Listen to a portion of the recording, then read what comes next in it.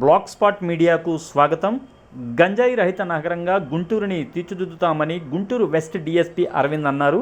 శనివారం స్థానిక సంజీవయ్య నగర్లో కాటన్ సెర్చ్ నిర్వహించి సరైన పత్రాలు లేని వాహనాలను సీజ్ చేశారు. సందర్భంగా ఆయన మాట్లాడుతూ ప్రజలకు ఎవరి ఇబ్బంది కలిగించినా కఠిన చర్యలు తీసుకుంటామన్నారు. ఈ కార్యక్రమంకి వచ్చిన మన ఈ ఏరియాకి సంబంధించిన నాయకులందరికీ, తర్వాత అరండల్పేట సిఐ, నగరంపాలెం సిఐ గారికి నమస్కారం.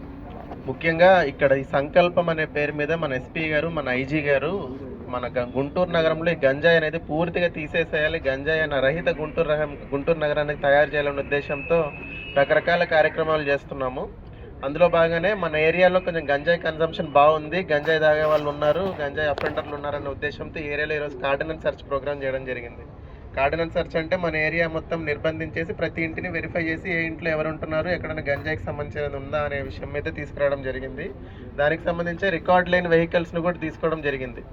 ఎందుకు ఈ బండ్లను మనం పట్టుకున్నామంటే ఇట్లాంటి వెహికల్స్ యూజ్ చేసే ప్రాపర్ రికార్డ్స్ ఉండవు, నెంబర్ ప్లేట్లు మార్చేసి వాటితో చైన్ స్నాచింగ్లు చేస్తారు, వాటిని దొంగతనం చేసిన బండ్లు తీసుకుని వెళ్ళి దాని ద్వారా గంజాయి కొంటూ ఉంటారు. సో అవన్నీ వెహికల్స్ ప్రాపర్ డాక్యుమెంట్స్ చెక్ చేసి, ఏదైతే ప్రాపర్ డాక్యుమెంట్స్ చెక్ చేసి వెహికల్స్ అనేది రిలీజ్ చేస్తాము.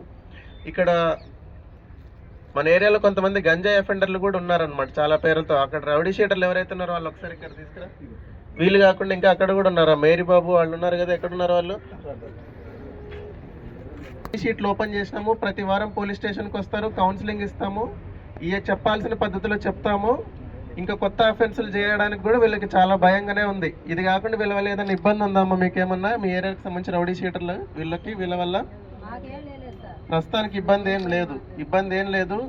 ఇట్లా ఎవరి మీదన్నా గంజాయి అమ్మినా, గంజాయి కొన్నా, లేదంటే ఇతర ఏదన్నా క్రైమ్లో కనుక ఇన్వాల్వ్ అయినారంటే అందరి మీద రౌడీ షీట్స్ ఓపెన్ చేసి ఇట్లనే అందరి ముందు నిలబెట్టి కౌన్సిలింగ్ ఇవ్వడం జరుగుతుంది. ఇంకా నుంచి ప్రతి ఒక్కరు గంజాయిలో ఇన్వాల్వ్ అవ్వాలన్నా, లేదంటే ఇతర ఏదన్నా క్రిమినల్ యాక్టివిటీస్లో ఇన్వాల్వ్ అవ్వాలంటే భయపడే పరిస్థితి క్రియేట్ చేయాలనేదే మా ఉద్దేశం.